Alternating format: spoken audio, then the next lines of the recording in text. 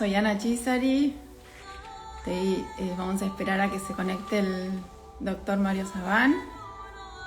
Soy nueva en esto, así que ténganme un poquito de paciencia. Bueno, si se escucha y sale todo bien. Hola, hola los SOD, hola mis compañeros. Ahí está Mario. Bueno, ahí creo que lo acepté. Hola. Hola Ana, ¿cómo estás? Hola Mario, ¿cómo estás? Bien, muy bien. ¿Tenés a los grupos SOD de amigos? Ahí los veo, Ay, sí. apoyándote, ¿no? Ahí está Rosana, SOD Laponia. No sé cómo es SOD Laponia porque sabía que estaba en un Miriam, retiro. Miriam estaba en un retiro, creo, así que bueno, te están dando todo el apoyo los SODes. la verdad que son un amor. Me están ayudando un montón y me siento súper acompañada, así que eternas gracias. Qué bueno. Bueno, Bueno, ¿cómo estás? ¿Cómo estás, Ana? un poquito nerviosa, la verdad, pero feliz. Bueno, Feliz de... pues hay que estar sin nervios. Sí. Bueno, Mario, Mario es mi profesor de Cábala, uno de mis profesores de Cábala. Es investigador. Yo le quiero hacer una pregunta. Usted es abogado, recibido en la UBA. Eh, las cosas malas no se dicen. No, no, no, sí, soy licenciado en Derecho por la Universidad de Buenos Aires y bueno, siempre tengo cuento la anécdota de que tendría que haber seguido historia, ¿no? Pero bueno, sí, sí, soy licenciado en Derecho en la Pero, UBA. Tenía ¿usted que... alguna vez se vio ejerciendo No, como abogado? dime de tú, no me digas de usted porque me siento mal, ¿eh? No, no, empezó la entrevista, vamos a reconducir esta entrevista, como usted. No, me dices de tú. No, la verdad que yo tenía como un problema cuando comencé la universidad, porque no me veía como nada, no me veía ejerciendo de abogado, no me medicina para nada, médico tampoco. Y la verdad que la preocupación cuando era, bueno, joven, con mis padres era que en realidad no sabía yo de qué iba a trabajar, porque ¿Y me por qué gustaba eligió estudiar. abogacía? No, ¿Por qué bueno, abogacía? lo elegí por descarte. Lo fuerte mío eran las humanidades, siempre fueron las humanidades, y en consecuencia lo elegí por descarte. En realidad tenía que haber elegido la licenciatura en historia, pero bueno, al final mi madre empezó a decirme que iba a morir de hambre con historia, entonces yo le hice caso, uno debe obedecer a la madre, pero en realidad siempre me gustó mucho historia. De hecho, en mitad de la licenciatura, la verdad que avanzó tanto la investigación en historia que el problema fue que me empecé a atrasar mucho con el final de mi carrera. Yo tendría que haber terminado la licenciatura en Derecho por lo menos en el año 90, porque la comencé en el 84. Y fíjate que se me alargó hasta el 92, porque en medio empecé a publicar mis primeros libros, impartía conferencias, y me acuerdo que mi madre, hay una anécdota que un día me dijo, mira, me gustan los libros, me gustan las conferencias, pero si no tenés el título, esto no sirve para nada, decía, me ponía loco. Y bueno, no, al final terminé derecho, pero nunca ejercí. Lo intenté, Ah, sí. lo intenté porque la verdad que sí, sí, lo intenté. Iba con un tío muy querido mío, que bueno, no es un tío, es un muy amigo de mis padres, tan amigo que le terminamos llamando tío, mi tío Pocho. Reinaldo Gini, que yo lo quiero mucho, que él ejerció como abogado muchos años, no sé si ejercerá aún, y entonces yo lo acompañaba a tribunales a hacer las colas interminables para presentar un Sí. escrito. Entonces yo dije, yo no me veo haciendo cola toda la vida en los juzgados y presentando papeles, me aburrí mucho. Después probé notaría, probé ser escribano, trabajé en una escribanía a los 21 años y recuerdo con Moreno Kiernan en Avenida Córdoba al 300 y también otra cosa que me aburría, pero bueno, estuve un año ahí. Después fui, bueno, lo que hice en mi vida, ya no sé si me da vergüenza porque no encontraba mi camino en realidad. Después rendí el examen de martillero público en Mercedes, en Qué la provincia de bárbaro. Buenos Aires. Lo di bien, pero también me aburría. Bueno, la verdad que es terrible. Yo decía, ¿de qué voy a vivir? ¿De qué va a ser mi trabajo? Estaba preocupado porque realmente no sabía. Lo que sí sabía es que me gustaba estudiar. Y a la par Esto de sí. eso, ¿escribía usted? Sí, ¿vos? Bueno, a ver, yo no soy escritor. A mí cuando me presentan como escritor me da un poco de vergüenza, me da mucho rubor, porque yo no soy escritor. Pero Los 20 escritores, libros es sí, un montón.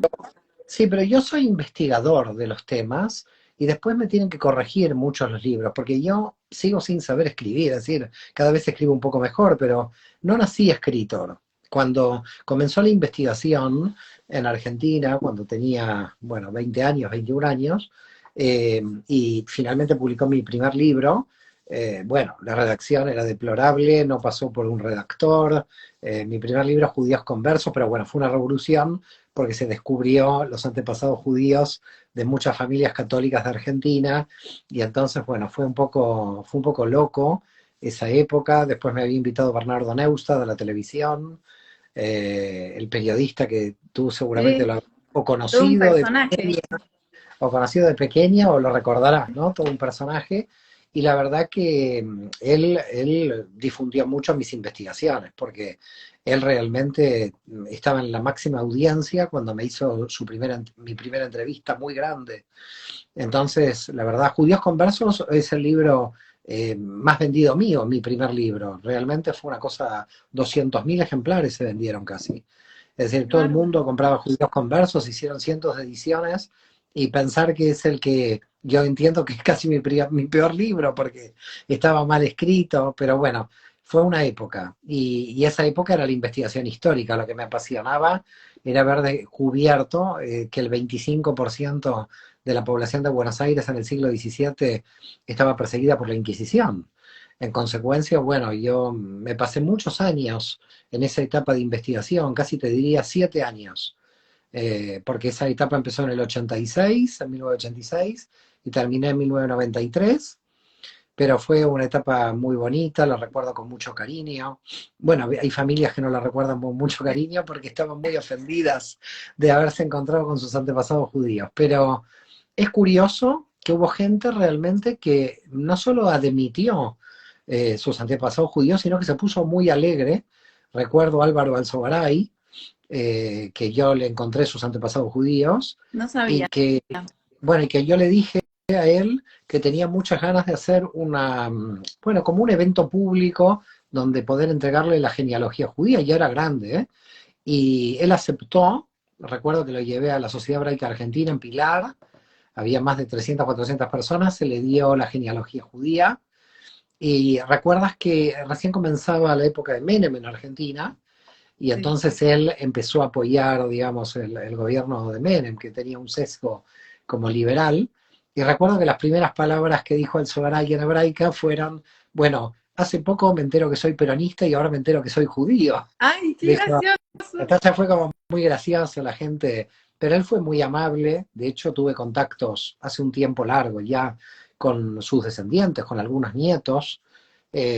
Los nietos de todas estas familias son, por supuesto, nietos y bisnietos, y a personas muy abiertas, Sí, que no yo iba a tienen decir eso. esta mentalidad tan cerrada, ¿no? Pero cuando salió el libro, ya te digo, hace 31 años, realmente fue un impacto muy grande para gente católica muy tradicional, que venían de la época de la colonia, con muchísima gente en el ejército y en el mundo militar, sobre todo, porque yo esas investigaciones las presentaba en el Círculo Militar, que es donde se reunía la Sociedad de Estudios Genealógicos Argentinos. De hecho, creo que todavía se reúne ahí. Si no, no sé, yo pasaron tantos años de esto que no sé. Y bueno, la verdad que fue una época muy bonita mía, pero que bueno, se terminó. En realidad la terminé porque me agoté de esta época, porque estar buscando antepasados judíos, yo llegué a la conclusión en un momento que dije, ¿qué sentido tiene estar encontrando antepasados judíos de todo el mundo si lo que hay que analizar es el siglo I? Porque al final todo el cristianismo sigue a un rabino judío. Entonces es ahí donde me voy al siglo I y comienzo las investigaciones en el cristianismo. Mario, ¿y podemos hablar un poco más de su niñez? De Ah, sus abuelos, ¿cómo no? sus Sí. padres. Sí, sí, el tema privado. Bueno, vamos a ver hasta dónde puedo hablar de los temas privados, pero bueno, lo intentaré. Bueno, yo nací en Villa Crespo, como muchos de los judíos sefardíes, eh, Acevedo 396, para aquellos que quieran saber la dirección donde nací, Acevedo y Corrientes.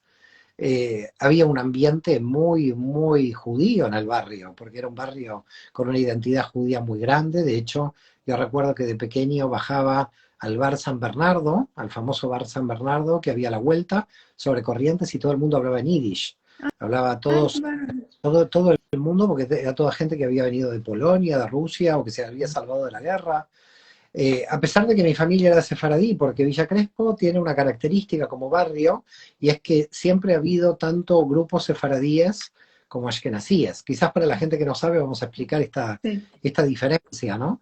Los judíos sefaradíes somos los que venimos descendientes de los expulsados de España, y los judíos de Ashkenaz, Ashkenaz quiere decir Alemania, pero son los judíos que vienen de Polonia y Rusia, y que venían hablando el alemán antiguo, ¿no? Que venían hablando en yiddish. Y ellos se reunían en un bar muy grande, bar, billar, cartas, bueno, era un bar de juego, ahí donde se reunían y hablaban. Entonces yo recuerdo que como en mi apartamento no había teléfono, en ese momento los apartamentos en Buenos Aires con teléfono costaban más caros que los sin teléfono, entonces había que bajar al teléfono público, y el teléfono público estaba en el bar San Bernardo. Y tuve la verdad que una infancia muy feliz.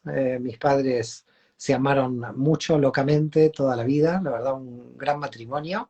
Eh, y bueno, mi infancia transcurrió bien en Argentina, la verdad que no tengo como recuerdos, sí recuerdo en un momento un problema económico en la familia, pero bueno, en Argentina esto también era muy habitual, después me fui habituando que cada 4 o 5 años siempre hay problemas Es económicos, cíclico, es muy cíclico. cíclico.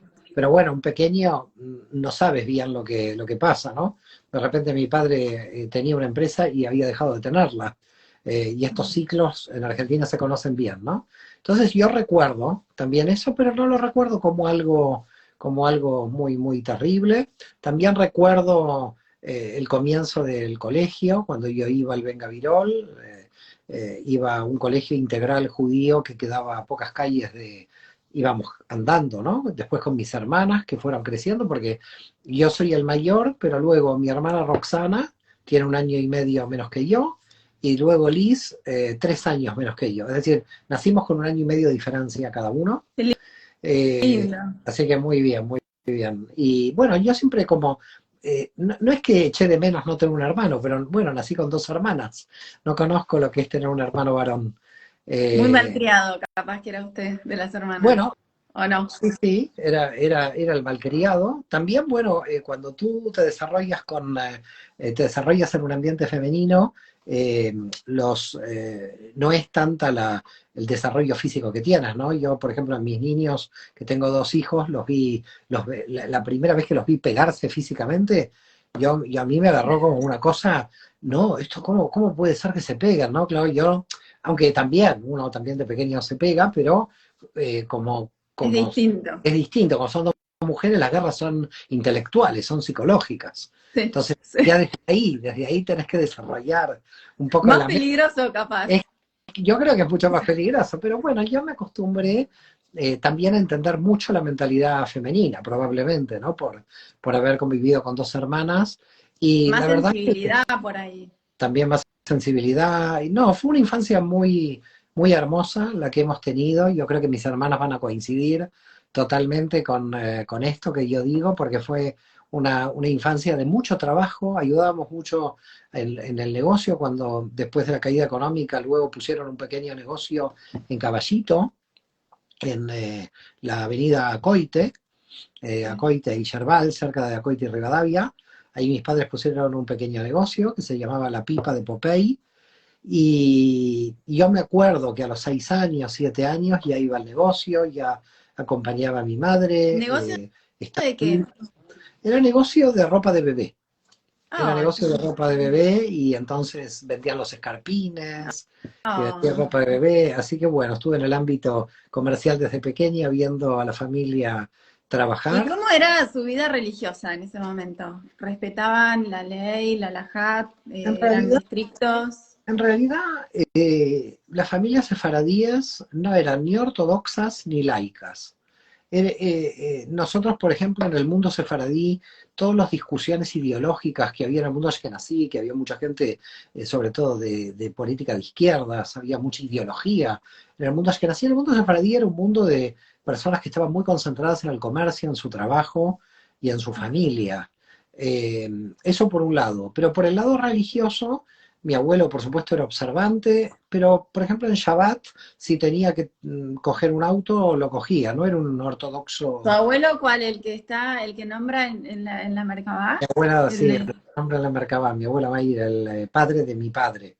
Yo tuve dos modelos de abuelos, un modelo, los dos profundamente, su identidad profundamente judía los dos, pero dos modelos completamente diferentes, porque el abuelo de parte de mi madre había nacido en Argentina, nació en Chivilcoy, entonces era un hombre muy asentado ya en Argentina, con las costumbres ya argentinas, entonces estaba muy adaptado, digamos, al medio, un hombre que respetaba, que iba al templo, pero que tuvo que salir a trabajar muy pequeño y por lo tanto no tuvo tanta educación o tanta cultura como hubiera querido, ¿no? El padre de mi madre, un hombre muy trabajador, un hombre muy bueno, un hombre muy humilde, una característica que yo he tenido de mis dos abuelos, porque los dos han sido personas con muy bajo perfil, pero ambos con mucho trabajo, sobre todo mi abuelo materno, lo recuerdo, con mucho cariño, mucho trabajo. Él tenía una zapatería,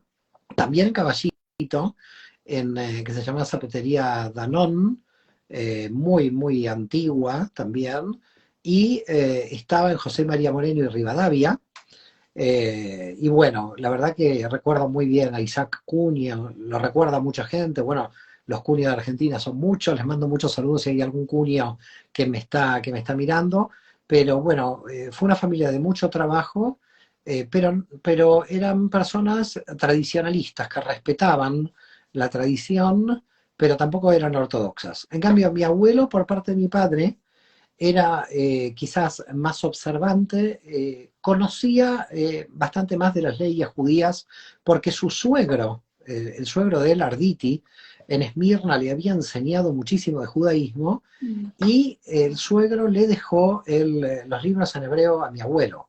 Qué lindo. Entonces, el suegro lo tomó como una especie de hijo al yerno, porque los otros hijos un poco se habían después ido a París y en realidad no estaban tan al tanto del mundo judío, aunque también mantuvieron la identidad, pero en el caso de mi abuelo, él heredó esos libros. Y luego mi abuelo lo que dijo es que los libros de él quería que los herede yo, y siempre lo recuerdo estudiando mucho. La verdad que mi abuelo paterno siempre fue un hombre muy estudioso, permanentemente estaba con un libro mientras estaba en su empresa y en su comercio y en lo que hacía, pero Bueno, más o menos como usted, yo me lo imagino a usted así también. bueno, en realidad te diré que mi herencia viene por ahí en cuanto al tema intelectual.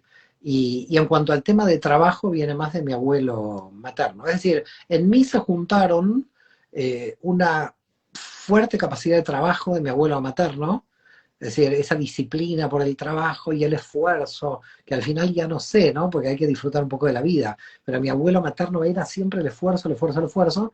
Y mi abuelo paterno era el estudio, la comprensión, la interpretación, la lectura, la sabiduría. Entonces yo tengo como dos influencias que creo que, bueno, fueron positivas ambas, porque hay mucha gente que estudia desordenadamente, sin disciplina, y que la disciplina la necesitas, porque si no, bueno, la disciplina la necesitas en el trabajo, en el estudio, en la vida, ¿no? Y yo siempre he heredado esa autodisciplina. A veces digo, bueno, soy así, esta es la naturaleza, pero bueno, me gusta porque no viene de la autoexigencia, viene de mucho placer. Me da mucho placer el estudio, me da mucho placer el crecimiento personal. Así que bueno, estos son los dos modelos. Después vienen mis dos abuelas, también vamos a hablar de las mujeres. Vienen mis dos abuelas, Rebeca Arditi murió muy joven, una mujer muy dulce, muy cariñosa. Ella era francófona, rezaba en francés, era Ah, muy, muy así, tenía un sesgo de mucha aristocracia, si se quiere, una mujer muy aristócrata. Y acompañó a mi abuelo, bueno, sufrió un gran golpe porque murió su hija en Turquía de fiebre tifoidea cuando Oh. tenía unos 14, 15 años la hija y O sea, murió. su tía. Sería una tía mía, pero tía que no conocí. Es decir, Mm. tía que no conocí porque luego yo nací en Argentina, una tía que, por supuesto, cuando fui a Esmirna, fui a visitar su tumba en el cementerio Mm. judío de Esmirna, ¿no? Eh, Hay un caso curioso, que bueno, esto me parece que tiene más que ver para los psicoanalistas que para esta entrevista, que esa hija de mi abuela Rebeca se llamaba Violeta, y mi padre elige a mi madre que se llama Violeta, luego. Así que ahí hay todo un Ahí hay tema, algo. ahí hay soda, ahí hay un secreto. Y bueno, esta es la historia de parte de mi abuela, que hay miles de anécdotas, ¿no? De mi abuela paterna. Y por parte de mi abuela materna, una mujer con mucho carácter, vivió hasta los 96 años, también de mucho trabajo, y ella venía de una familia que eran los Vitrán, pero que por parte de su madre era Benveniste, que era una familia muy antigua en Aragón, que habían sido tesoreros de los reyes de Aragón, inclusive. Entonces, por el lado de mi abuela materna tenía, digamos, una línea que seguramente venía de Aragón, porque yo tuve una anécdota en un viaje a Israel, que estaba viajando, y entonces hablé con un tío mío, y en el mundo sefaradí se le pone un diminutivo al nombre de cada persona, se le pone Ico, un Ico final, que es Davico, Samuelico, y Ah, sí. yo había hablado con una persona, un familiar mío en Israel, entonces le dije Samuelico o algo así, y desde atrás alguien de España que venía en el grupo dice, pero eso es Maño, Maño aquí en España es aragonés, que proviene Ujú. de Aragón. Y ahí me di cuenta de que mi familia probablemente, seguramente casi te diría, por parte de los Benveniste vienen de Aragón, vienen del reino de Aragón. Y bueno, esto te puedo contar de mis abuelos, no sé si quieres alguna otra anécdota Yo lo de que esa época. quería saber cómo se llevaba usted con los dogmas y con todo lo que había que cumplir desde chiquito, adolescente, si en algún momento se le ocurría cuestionar algo o Bueno, no. bueno, en realidad el cuestionamiento era parte de del debate en la familia. Es decir, yo no era rebelde, yo en la propia familia debatía mucho. Entonces, yo siempre nací con mucho debate y por otra parte nunca viví un sistema dogmático en mi familia que había que hacer o no hacer. Fíjate, mira, ¿no? En el día de Yom Kippur, bueno, todo el mundo judío ayuna, bueno, no todo el mundo, algunos no ayunan, se ayuna luego de los 13 años, y yo empecé a ayunar luego de los 13 años, pero fíjate que mi madre venía a la cocina y me decía, mira, yo estoy muerta de sed, me encanta que todo el mundo ayune, pero yo me siento mal, me mareo, así que yo voy a beber agua. Con lo cual yo en mi familia no vi un tipo de religión judía cerrada que había que cumplir por cumplir, sino que siempre vi mucha moderación, digamos. Vi mucha moderación en la familia. Nunca vi dogmas que había que cumplir a rajatabla y que por ese motivo. Siempre fue una familia tradicional, que siempre cumplió la tradición, pero al mismo tiempo bastante liberal, en el sentido de que permitía mucha libertad. Y a mí me permitieron siempre mucha libertad de pensamiento. Yo nunca tuve un choque con la familia en este tema. Me acuerdo una vez sí que mis hermanas ya estaban, bueno, no sé qué edad tenían, estamos en el templo de Camargo, que es un templo, una sinagoga sefaradí en el barrio de Villa Crespo, y me acuerdo que ellas estaban en el lado de los hombres, porque hombres y mujeres estaban separados en la sinagoga, y habían venido a saludar a mi padre y se habían sentado al lado, y vino uno y las quiso sacar. Entonces yo me acuerdo que le dije, usted no las saca de aquí, casi se armó ahí un jaleo, porque yo dije que las mujeres tenían que, si querían estar sentadas con los hombres, me dijo que esto era una sinagoga ortodoxa, que las mujeres tenían que ir arriba, así que bueno. Pero bueno, esto es el único recuerdo que tengo a mí así, pero bueno, era joven, ya que se tendría 14, 15 años. Pero, pero más allá de eso, no, dentro del ambiente familiar siempre viví mucha libertad de pensamiento. Yo podía opinar de lo que quisiera, podía haber debates continuos dentro de la familia. No, no, yo viví realmente un sistema de no se imponía nada, sino que se veía una tradición que uno la seguía porque era la tradición, la habitual. A mí lo que sí siempre me gustaba es saber por qué lo hacía. A mí lo que me ponía mal era por qué la gente hacía cosas que no sabía. Es decir, esa tradición no pensada, no Sí, consciente, ¿no? Entonces, cuando yo hacía algo, yo antes de hacerlo tenía que averiguar, tenía que estudiar por qué se hacía. Y cuando a mí me daban una explicación, la hacía. Pero si no tenía explicación, no la hacía, ¿eh? Así que estaba tranquilo. Entonces, yo, cada acto que realizaba, no me gustaba esa tradición mecánica, que respeto, ¿eh? Que tiene mucha gente. Es decir, que mucha gente tiene esa tradición mecánica y muy bien que la tenga si se siente feliz. Pero a mí me parece que deberíamos, como seres humanos conscientes, o así yo lo sentí siempre, tratar de comprender lo que estamos haciendo, ¿no? Si sí, no, estamos entrando en una rutina, en un hábito que no tiene ni sentido. Entonces sí, la religión es superstición. Es decir, yo sí, entendía que cuando alguien estaba haciendo algo que yo le preguntaba, bueno, ¿por qué lo haces? La persona no lo sabía, muchos no lo sabían. Entonces yo decía, pero esto es una superstición, esto no tiene ningún sentido. Cuando seguramente tenía sentido, pero que había que estudiarlo, ¿no? Que había que sí, indagarlo, cuál era el sentido. Porque al final te das cuenta que todo tiene un sentido, sea antropológico, sea científico, todo, los seres humanos no hacemos como cosas, podríamos decir, sin sentido. Inclusive el mal tiene también algún sentido. Entonces yo siempre pensaba y decía, tiene que haber un sentido en esto, a ver cuál es. Y hay muchas cosas que todavía la investigación tiene que seguir avanzando para encontrar el sentido, porque hay cosas que todavía muchos siguen haciéndolas y no conocen el porqué. Y a mí siempre me gustó el porqué, siempre era el señor del sí. porqué. ¿Por qué se hace esto? ¿Por Mario, qué? ¿y en qué momento se cruza la cábala en tu vida y ya no pudiste salir más? Bueno, en realidad es todo un proceso, no hay un día exacto donde yo diga, bueno, comenzó la cábala aquí, ¿no? Porque fíjate que es todo un proceso de crecimiento y yo creo que hay una evolución ahí que se da, sobre todo cuando yo llego a España, ya cuando me instalo en Barcelona hace casi 20 años, en el 2002, porque mientras estaba en Argentina yo estaba con el tema histórico, así que no. La cábala a mí me llama la atención en mi proceso en España, aunque yo cuando vine a España todas mis primeras conferencias pertenecían a la primera época de mi investigación, es decir, a los orígenes judíos del cristianismo. De hecho, me llamaban todos los párrocos de Barcelona y de España para dar conferencias, porque decían un judío que habla de Jesús, un judío que habla del cristianismo, era como una especie de rara avis, ¿no? Era como el monito del circo, todo el mundo me llamaba para ir a hablar ahí. Entonces, mis primeras conferencias comenzaron así, pero lo que me sucedía siempre es la pregunta de que así como podíamos encontrar el origen judío del cristianismo, es decir, ¿qué es la parte secreta del cristianismo? La parte secreta del cristianismo es que si tú le sacas el barniz es todo judaísmo, pero tenía que haber una parte secreta dentro del judaísmo.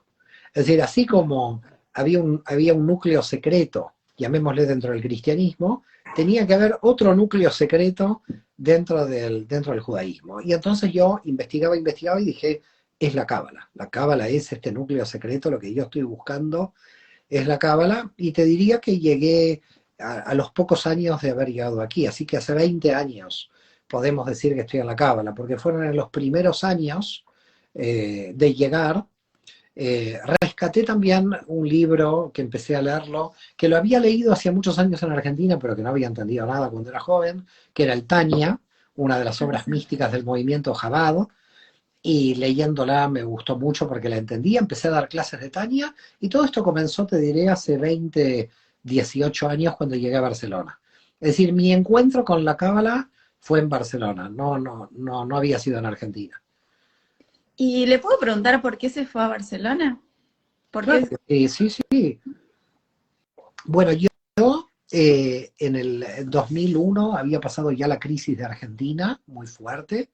De hecho, yo trabajaba en una cooperativa de crédito que como tantas quebró en Argentina, que fue un desastre, la verdad, y en ese momento ya tomé la decisión de decir, yo quiero hacer investigación en historia, quiero hacer investigación en filosofía, quería hacer mi doctorado en filosofía, y entonces empecé a buscar universidades, y con la que era en ese momento mi esposa, mi pareja, tomamos la decisión de venir a Barcelona porque en Barcelona estaba la hermana de ella y entonces teníamos algo de familia aquí. Ah, Entonces, lo bueno era que Barcelona nos permitía llegar a España, porque también podía haber ido a Madrid o podía haber ido a Málaga, ¿no? Pero Barcelona estaba la hermana, el que fue mi cuñado, estaban todos aquí, con lo cual en realidad llegamos a un sitio donde hay algo de familia y era importante tener algún vínculo con alguien, ¿no? En una ciudad. Entonces me apunto en el... Bueno, yo me quería apuntar, fíjate, me pasó otra cosa curiosa. Volvemos a lo curioso mío. Así como yo quería hacer la licenciatura en Historia y termino haciendo la de Derecho, así me pasó lo mismo con mi primer doctorado, porque yo no quería hacer el doctorado de Filosofía. Yo buscaba el doctorado en Teología. Yo no quería hacer el doctorado. Pero en Teología me decían que no, que en España, en Teología, en los países católicos, la Teología hay que hacer los 2 años de bachillerato, la licenciatura en Teología, la licenciatura en Derecho no me permitía entrar al doctorado de Teología. Ujú. Yo creo que esa es una estrategia por parte de la Iglesia Católica de controlar la teología en los países latinos. ¿Por qué? Te obligan a hacer 2 años de bachillerato, 5 de licenciatura, independientemente de la licenciatura que tú hubieras hecho. Quiere decir que para el doctorado en teología tendría que haber estudiado 7 años de teología, 2 de bachillerato y 5 de licenciatura, y yo dije, no, yo quería entrar directamente al doctorado. Y entonces elegí el doctorado de filosofía en la Universidad Ramon Llull de Barcelona.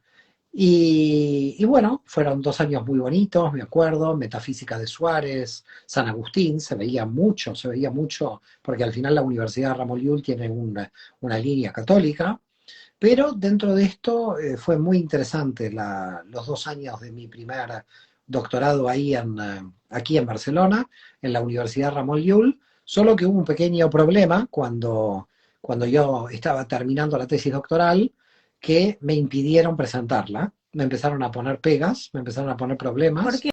para presentarla. Nunca se supo por qué, nunca se supo por qué. Yo siempre sospeché que podía haber algo de antisemitismo en la defensa de esa tesis doctoral. Por supuesto, nunca lo voy a poder probar porque nunca apareció. Ellos me habían dicho que la tesis le faltaba la influencia de Aristóteles en Maimónides, porque mi primera tesis doctoral tiene que ver con el análisis de la Guía de los Perplejos de Maimónides, y ellos decían que tenía que yo poner un capítulo de Aristóteles, de la influencia de Aristóteles en Maimónides. Y ahora dije que de eso no iba la tesis doctoral, que la tesis doctoral iba de un análisis de la Guía de los Perplejos, no de la influencia de Aristóteles, que eso tendría que ser toda una investigación. Bueno, idas y vueltas, entonces pedí que me hagan un análisis de cuáles son los puntos donde ellos entendían que estaba débil la tesis doctoral. Me hicieron 23 puntos y me pasé más o menos como 3 o 4 meses en la biblioteca rebatiendo punto por punto esos 23 que me escribieron de por qué estaba mal, tomando otras tesis doctorales anteriores aprobadas donde no exigían ninguno de estos 23 puntos. Entonces fui tesis doctorales anteriores, fue un trabajo de por lo menos 3 meses en la biblioteca, donde hice una defensa contra los 23 puntos. Bueno, idas y vueltas, al final tomé la decisión de pasarla a la Universidad Complutense. Las propias personas que eran miembros del tribunal tomaron la decisión de decirme, mire, le aconsejamos que pase su tesis a la Universidad Complutense. Por eso mucha gente cree que yo vivía en Madrid, porque en realidad yo termino defendiendo la Universidad Complutense de Madrid, y hay gente que dice, entonces Aban vive en Madrid. No, yo nunca viví en Madrid. Yo tuve que pasar mi tesis doctoral a consecuencia de este problema. Y entonces yo, la verdad que estaba muy mal por esta situación, pero no por defender o no la tesis donde mi mamá ya estaba con cáncer terminal en la última fase, y yo quería terminar de defender la tesis. Entonces yo me acuerdo que al que me estaba haciendo esto en la universidad le dije, usted va a ser el culpable de que mi mamá no vea que yo alcancé mi doctorado, y lo voy a hacer responsable si mi madre no lo ve. Bueno, había todo un tema. Y defendí un año después, y yo la defendí en marzo del 2008 y mi madre murió en junio del 2008, así que llegó a ver la defensa de la tesis. No la vio físicamente, yo estaba en España y ella en Argentina, pero Pero lo esta fue. supo. Lo supo. Pero fue un año duro porque realmente era una injusticia terrible el tirar abajo esa tesis, porque estaba bien formulada. De hecho, fíjate que cuando la paso a la Universidad Complutense de Madrid me la prueban en automático. Digamos, al mes de entrada de la tesis no le ponen ninguna objeción. Entonces, bueno, fue un año duro, pero bueno, está bien. Aprendí del Satán un año entero, pero bueno, cada año el Satán tiene más estrategias diferentes. Sí. Mario, y ahora, ¿usted qué Misbot cumple? Bueno, a ver, Respeta. el tema es el siguiente. Yo creo que el tema de las mitzvot es un tema muy personal. Es decir, ¿qué quiere decir? Que la observancia o no, digamos, esa pregunta es una pregunta, yo te la voy a contestar, no tengo ningún problema, pero es una pregunta que siempre a mí, no es que me molestó, pero es una injerencia sobre la vida privada de Ay, una perdón, persona. no, No, entonces no no, me para conteste. nada, no. Yo te puedo decir que mitzvot cumplo sin ningún problema. Por ejemplo, el Shabbat la cumplo, aunque voy en auto. Por supuesto, Rosh Hashanah y Yom Kippur también, Pesach. Pero yo, particularmente, trato de nunca hacer esta pregunta a otro, porque lo que observa el otro, yo no siento que es algo muy particular del otro. Es decir, siento que el tema de la observancia o no observancia, porque el problema, sobre todo de parte de la ortodoxia, es que se juzga de acuerdo a cuánto observas, ¿no? Es decir, eh, si tú observas o no observas, bueno, no, él no puede dar clases de cábala porque no observa la observancia de las filacterias. No, no estoy acostumbrado a ponerme las filacterias, nunca me las he puesto, sí me las he puesto en el bar mitzvah, pero se las ponía mi abuelo, pero yo no voy a hacer algo que no siento. Entonces, para mí las observancias vienen primero con un sentimiento interior que hace que yo llegue a la observancia. Entonces, cuando aparece mucha gente que viene de la ortodoxia y dice, porque usted no observa tal cosa, y entonces, ¿cómo da clases de cábala si no observa? Mire, yo observo lo que yo puedo, lo que yo quiero, lo que yo siento, porque es la naturaleza de mi alma. Y no vengo a juzgar al otro, porque el problema de la observancia en el judaísmo es como una injerencia en la vida privada del otro. Es un poco parecido a lo que sucede en el cristianismo con qué cree. ¿Usted cree en Jesús? Yo no creo en Jesús, ni creo en ningún Mesías. Entonces usted no alcanza la salvación.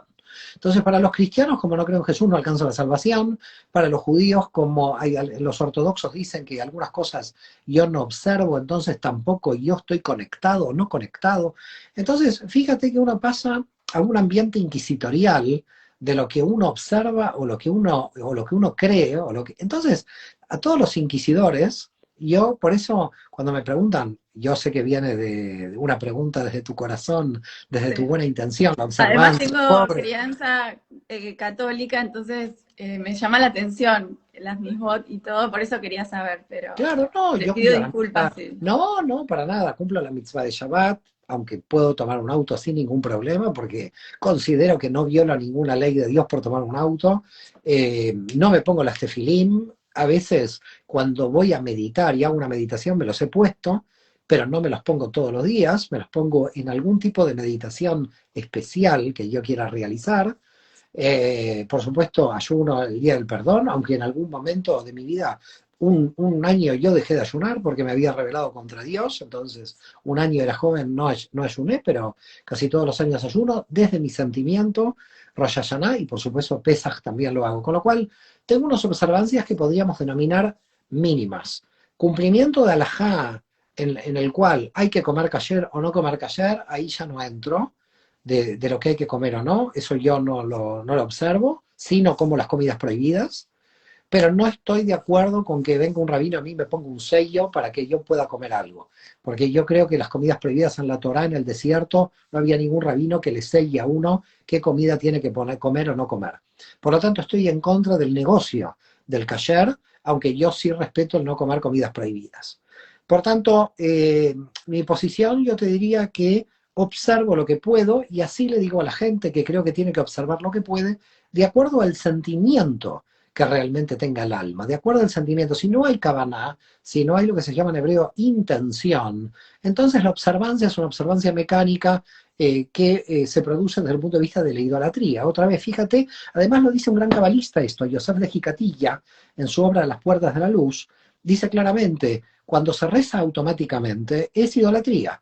Y hay muchísima gente que reza automáticamente. Yo la verdad nunca quise rezar automáticamente, porque fiel a mi estilo, yo creo que si lo siento, voy a rezar. Entonces, mis observancias siempre tienen que ir de la mano de un sentimiento interior que se manifiesta en la observancia. No una observancia mecánica de porque lo hizo mi papá, lo hizo mi abuelo, lo hizo mi bisabuelo, yo lo tengo que hacer y yo no entiendo por qué se observa.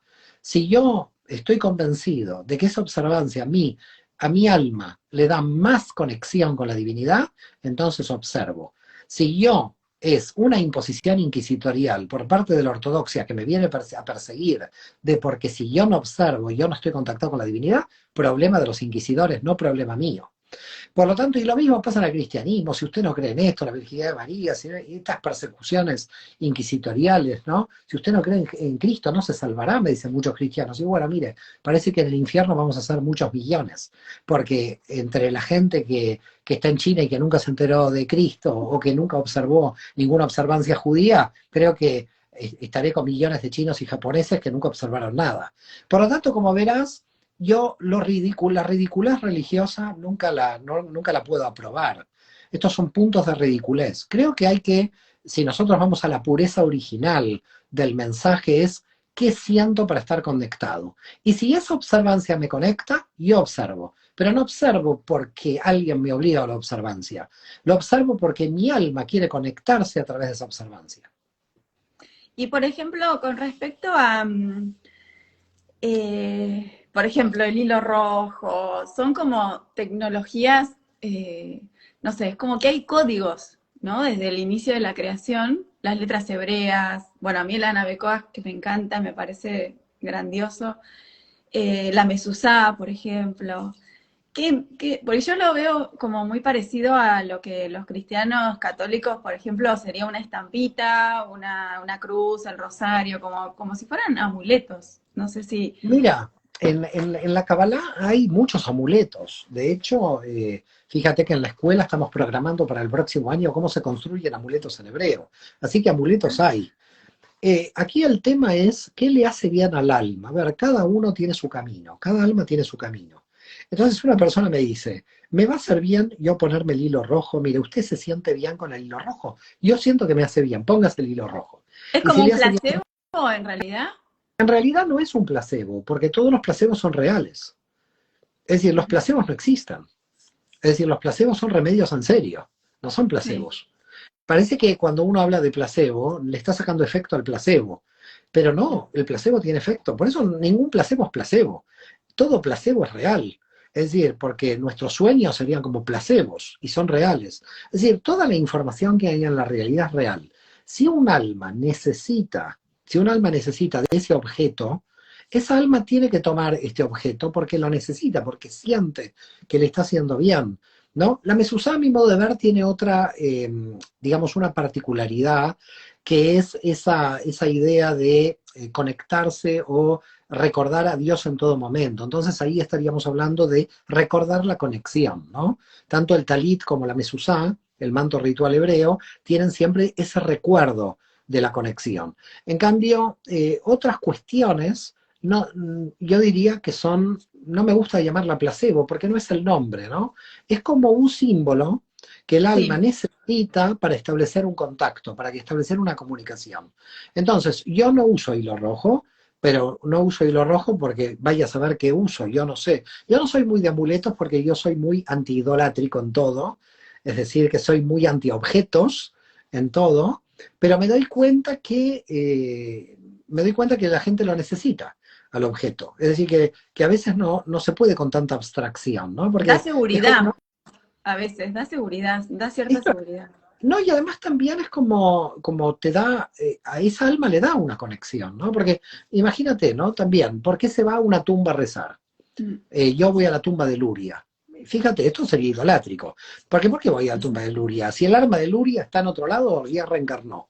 Entonces esto sería considerado idolátrico. Entonces, mi placebo es ir a la tumba de Luria, por ejemplo. Entonces ya encontramos, por ejemplo, cuál es mi placebo, ¿no? Porque en realidad yo necesito ir a la tumba de Luria. Y ya sé que la energía de Luria no está ahí, no está en la tumba, necesito ir. Pero para mí es como un llamado a el recuerdo, un llamado a que esas enseñanzas en mí han vibrado, y cierto, es un acto de homenaje, si se quiere, ¿no? Entonces, por eso te digo, fíjate, si nosotros vamos a un concepto de idolatría muy radical, este tema de ir a la tumba mía de Luria Claro. podría ser considerado por cualquiera como lo mismo que ponerse una cinta roja. Al Sí. final los seres humanos, con el ritual, establecemos una habitualidad en relación al mito. Por eso se dice del mito al rito, del mito al rito. Porque al final, ¿qué es un ritual sino recordar una energía con la que quieres conectar, ¿no? Entonces, si el ritual no es mecánico y hay una conciencia, y yo sé por qué estoy yendo a la tumba de Luria, no porque me voy a encontrar con el alma de Luria, sino estoy yendo a la tumba de Luria porque yo quiero conectar con esa energía. Porque también es un modo de agradecimiento a las enseñanzas que Luria me dio a mí a través de sus obras. Y por lo tanto también es un... Entonces no idolatro la tierra, no idolatro a la tumba, pero sí siento en mi alma esa conexión a través de la tumba. Como uno puede sentir la conexión con la divinidad cuando va a un museo y ve el arte. Que entonces cuando ves arte y contemplas, pero el arte no es un entretenimiento, el arte es una visualización de símbolos que te transmiten una conexión con la divinidad.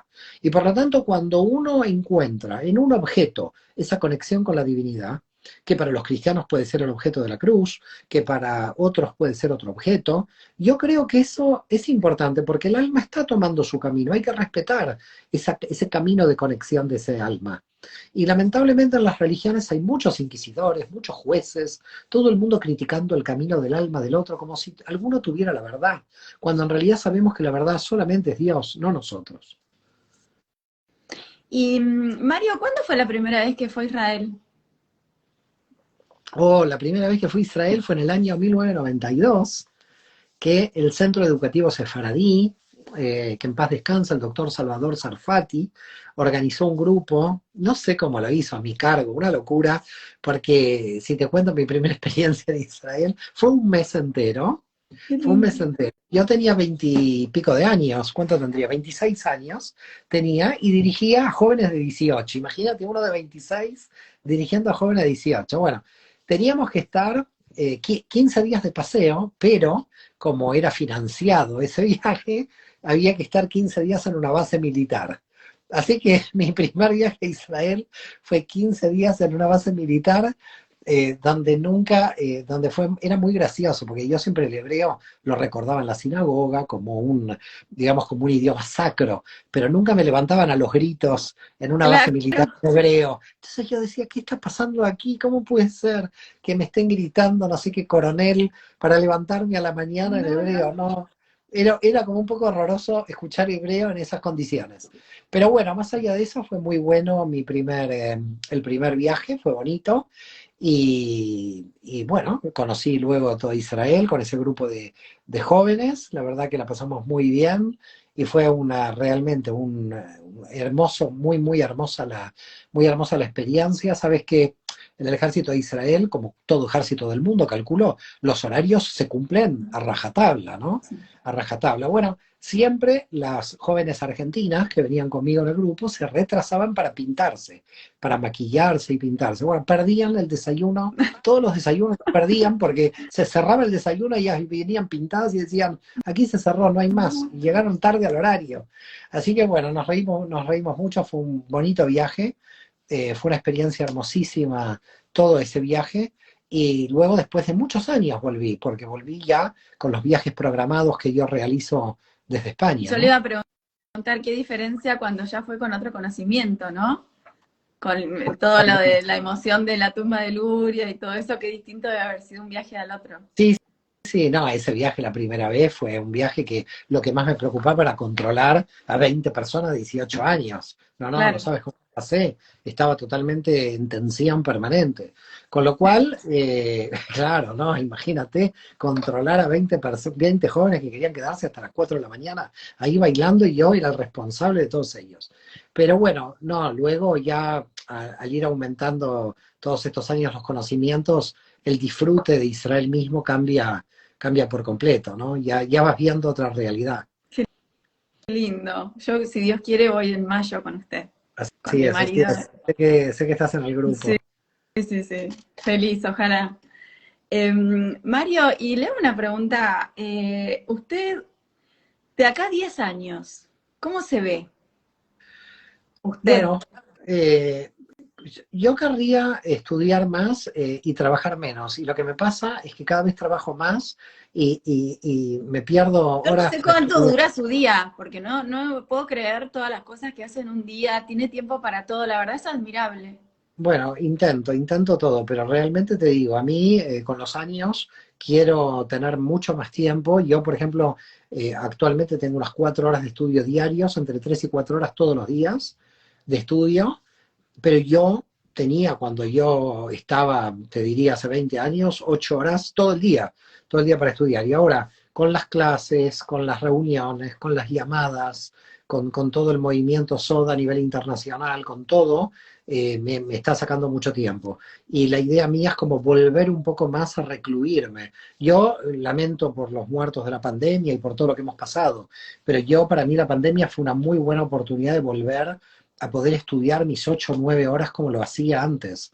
Y eso realmente, imagínate que en el 2021 han salido muchos libros y de hecho, bueno, vamos a utilizar esta entrevista para dar una primicia, pero en un mes sale el libro de Dat, el libro de la conciencia, y ha sido una producción muy grande de la pandemia para aquí, todo lo que pude escribir y todo lo que pude leer y estudiar. Y ese era mi ritmo cuando yo comencé. Y entonces esto lo echo mucho de menos, como se dice en Argentina, lo extraño, ¿no? Lo Sí. extraño mucho, lo echo de menos, Ah, porque yo realmente, a mí lo que me gusta es la investigación, la lectura, la escritura, y 4 horas por día para mí es muy poco. ¿y Para mí es podemos muy saber poco. Yo un quiero. poco más del libro DAT? Sí, bueno, en el libro DAT hay algo nuevo, podríamos decir, porque es la primera vez que se describen los 22 canales como energías de idas y vueltas, 44. Es decir, se hablan de los 44 energías dentro de los 22 canales. Va a ser un libro, bueno, dentro de mis libros relativamente pequeño, 300 y pico de páginas, así que tampoco la gente va a sufrir como los anteriores, pero yo quería hablar de DAT, porque DAT era el fundamento del Simsumbet, de la autocontracción, y es el fundamento de todo el nuevo universo, ¿no? Que se va a crear, y el DAT para nosotros es la conciencia, como sabemos los que estamos en estudio de Cábala. Y era clave, yo había ya impartido muchos cursos sobre esto, quería y profundizar sobre el tema, logré profundizar, pero te digo, de aquí a 10 años, si Dios me da vida, si Dios quiere, mi idea es realmente tener más tiempo para poder estudiar. En este momento, te digo, estoy en 4 horas, 3, 4 horas diarias, y yo siento que me está faltando.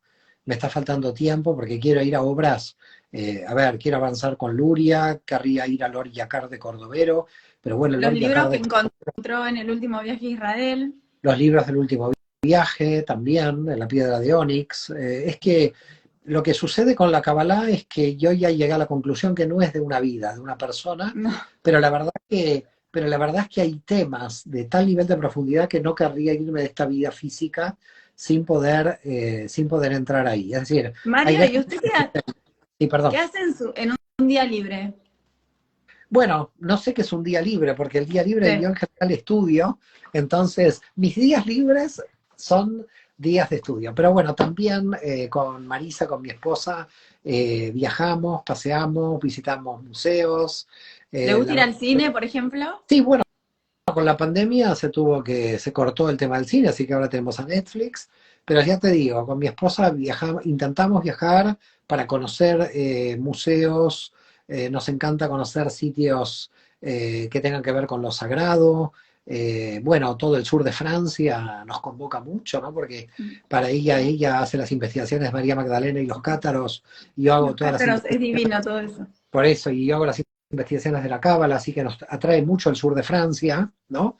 Y bueno, permanentemente todo lo que tiene que ver con lo religioso, con lo espiritual, a mí me convoca mucho, a ella también, y gracias a Dios entonces tenemos la posibilidad. Entonces, cuando día libre mío, depende. Eh, o estoy estudiando o estamos de viaje buscando algún secreto en alguna parte, pero en Por general ejemplo, ¿el fútbol le gusta? el fútbol, lamento decirte, sé que para muchos argentinos será una traición muy grande lo que voy a decir ahora.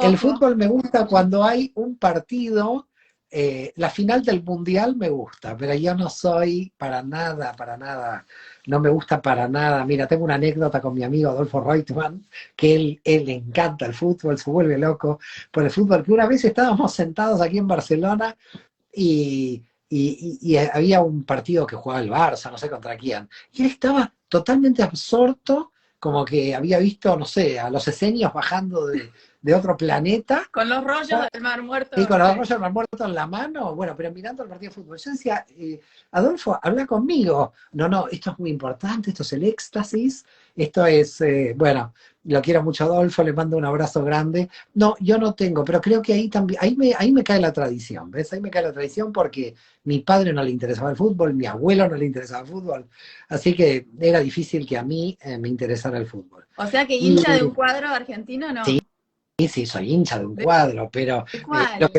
que pasa es que cuando lo diga va a haber muchos que van a decir qué desilusión, ¿no? Los boquenses se van a desilusionar, soy Ay, de yo River, de River es usted. Yo le veía cara de River.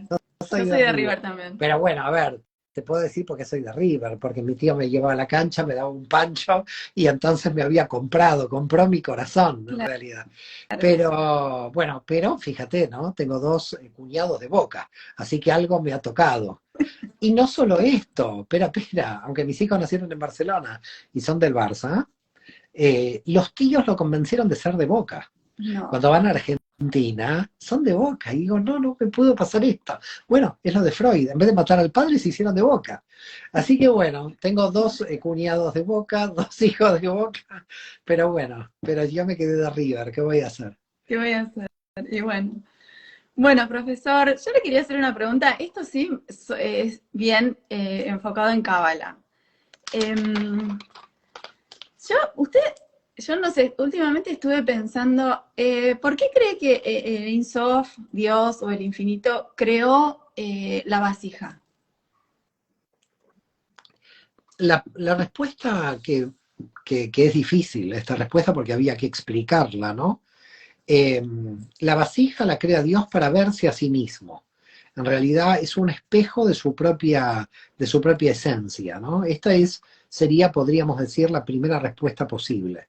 Pero Nosotros, él tiene un deseo, Ein Sof tiene un deseo, tuvo un deseo. nosotros decimos que deseo proviene de la carencia de una vasija.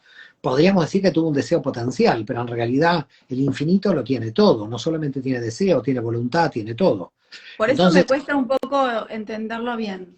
claro, es decir, lo infinito nos cuesta entenderlo, porque en realidad que todo esté ahí adentro, para nosotros es una contradicción, porque todas las oposiciones que nosotros vemos en esta realidad, las vemos dentro del infinito, es decir, las percibimos dentro del infinito, el bien y el mal, lo femenino y masculino, ¿no? Si tú me preguntas, bueno, ¿y dónde está lo femenino y masculino dentro de la Ein Sof? Y bueno, hay vibraciones altas y vibraciones bajas, quiere decir que hay femenino y masculino, pero lo curioso es que conviven dentro, ¿no? Entonces, lo que tuvo que pasar, que sabemos el Simsumales, es un choque de vibraciones para dar lugar, si se quiere, a la existencia, a la realidad. Es un salir de sí mismo para poder crear algo fuera de sí, ¿no? Es un poco lo que hacemos como padres cuando una madre o un padre deciden tener un hijo, es salir fuera de sí mismo, el intentar tener un hijo, porque vas a dejar algo que sale, que aunque genéticamente o educativamente pueda estar en tu linaje, ya no eres Sí, tú. pero Y al mismo eso tiempo, viene de un deseo, claramente. bueno, no lo sé. ¿Sabes por qué te digo que no lo sé? Porque todas aquellas personas que les pregunto por qué tuvieron un hijo me dicen que no saben. No todo el mundo tiene deseo de un hijo. A veces es la propia biología, ¿eh? A veces no viene de un deseo que tiene que ver con lo psicológico. A veces tiene que ver con un deseo que tiene que ver con lo biológico, con la estructura. Yo pienso que cuando hablamos en el Ein Sof de que por voluntad él creó la realidad, estamos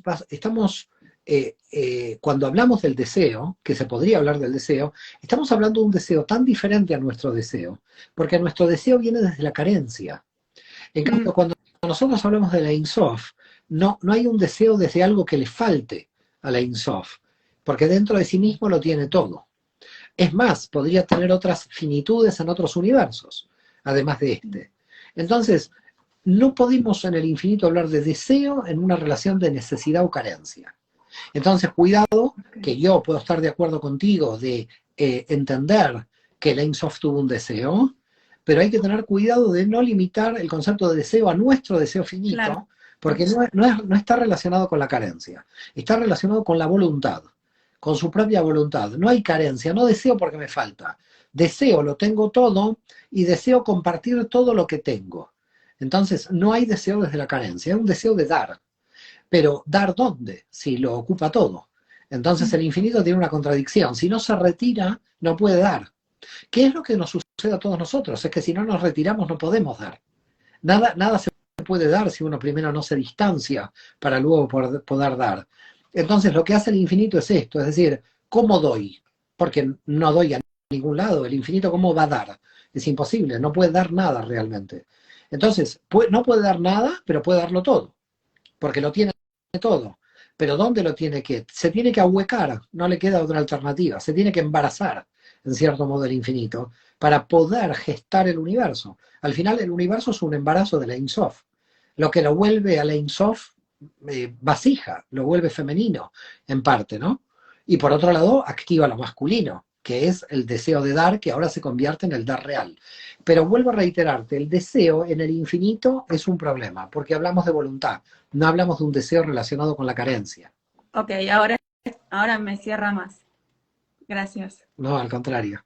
Bueno, profesor, le agradezco un montón esta entrevista, la Se ha ido la posibilidad. hora, no lo puedo creer, se ha ido la hora. Sí. Así que bueno, muy agradecida de esta posibilidad y bueno, me encantó conocerlo más desde su parte que no conocía yo, así que estoy feliz. Gracias, igualmente. La felicidad es mutua, la verdad, a toda la gente que nos ha acompañado, un beso muy grande a todos, un placer. Y bueno, vamos a ver SOT 22 a Drogué, en la zona sur, ¿no? Ya En vamos a tener Zona una Sur. reunión con todos los SODES 22 de mañana, justamente, mañana domingo, si Dios quiere. Sí, qué Bueno, lindo. la verdad, un placer muy grande y gracias por la entrevista. Me sentí muy a No, gusto. gracias a usted. Un Un beso placer. enorme, enorme. Shalom, shalom. Gracias a Un todos. abrazo grande. Chao. Shalom a todos. Shalom.